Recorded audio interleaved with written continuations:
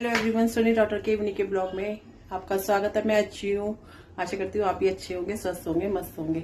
अभी मैं गई हुई थी बाजार से अभी आके बिल्कुल जस्ट ही खड़ी हुई थी कि वंश ने कहा, कहते कि मेरे को मैगी खानी है। तो फिर मैंने मैगी रख दी बनाने को।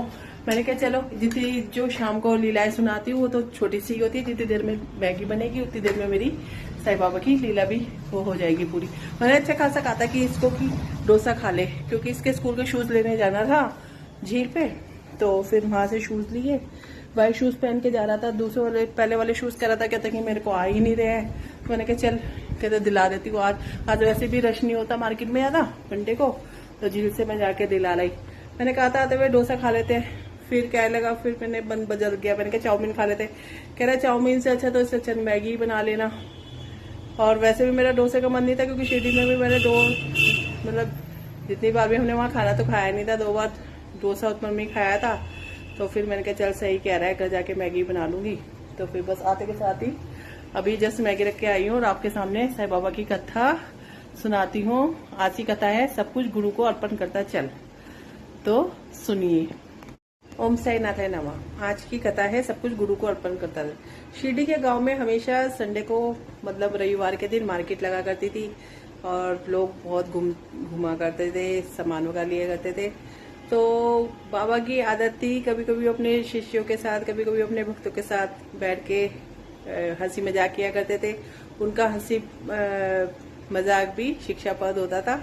तो एक दिन ऐसा ही होता है, कहते हैं कि हेमाड़पन जैसे आते हैं, बाबा के भाई और श्यामा और दाई और वामनदास बैठे होते हैं। तो जैसे ही हेमाड़पंत अपना हाथ उठाते हैं तो उनके कहते हैं कि हाथ के नीचे से मतलब कोट के साथ ही उनके चने के दाने चिपके हुए होते हैं, जो कि नीचे गिर जाते हैं। सब लोग बड़ी आश्चर्य से देखने लग जाते हैं कि ये चने के दाने कैसे गिरे इनके यहाँ से। तो कोई पूछता नहीं कुछ, सब चुप रहते हैं। तो बाबा कहते हैं इन महाशय जी को अकेले खाने की आदत है, अकेले खाने की आदत है, इसलिए ये चने जो है इस बात का सबूत है। तो हेमाड़पन कहते हैं बाबा क्या आप भी मजाक कर रहे हैं?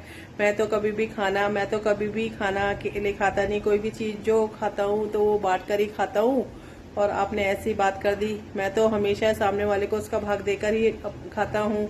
और बाबा कहते हैं फिर जब तुम्हारे सामने कोई कुछ नहीं होता, जब कभी भी तुम्हारे सामने कोई नहीं होता, तो तुम क्या करते हो उस समय?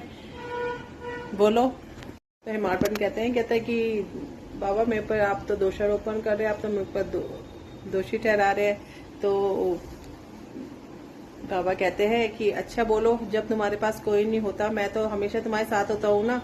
हेमाड़पन कहते हैं कि हाँ, तो मैं हमेशा जब तुम्हारे साथ होता हूँ कि क्या तुम मेरे को कभी भी अर्पण करते हो, कि अर्पण करते हो, खाने से पहले कुछ भी अर्पण करते हो? तो उसने कहा नहीं। तो वो बहुत ज्यादा शर्मिंदा होता है कि ये तो मैं बहुत बड़ी भूल करता हूँ। तो फिर उसको बाबा की इस बात से शिक्षा मिलती है कि गुरु को हमेशा अर्पण किए बिना नहीं खाना चाहिए। गुरु और जो परमात्मा होते हैं वो दोनों एक से ही होते हैं। इन दोनों को अर्पण किए बिना नहीं कुछ भी खाना चाहिए। चाहे हम सोते उठते बैठते जागते, इनके नाम का स्मरण करना चाहिए, इनको अर्पण किए बिना कुछ नहीं। तो इस तरह बाबा हंसी मजाक में अपनी ये शिक्षा उनको देते हैं, हेमाड़पन को, जो कि उनको बहुत खुश होते हैं कि उन बाबा से उनको ये शिक्षा मिली। इसी के साथ आज की ये कथा पूर्ण होती है। ओम साई नाथाय नमः। मेरी मैगी भी बन गई होगी वंश की।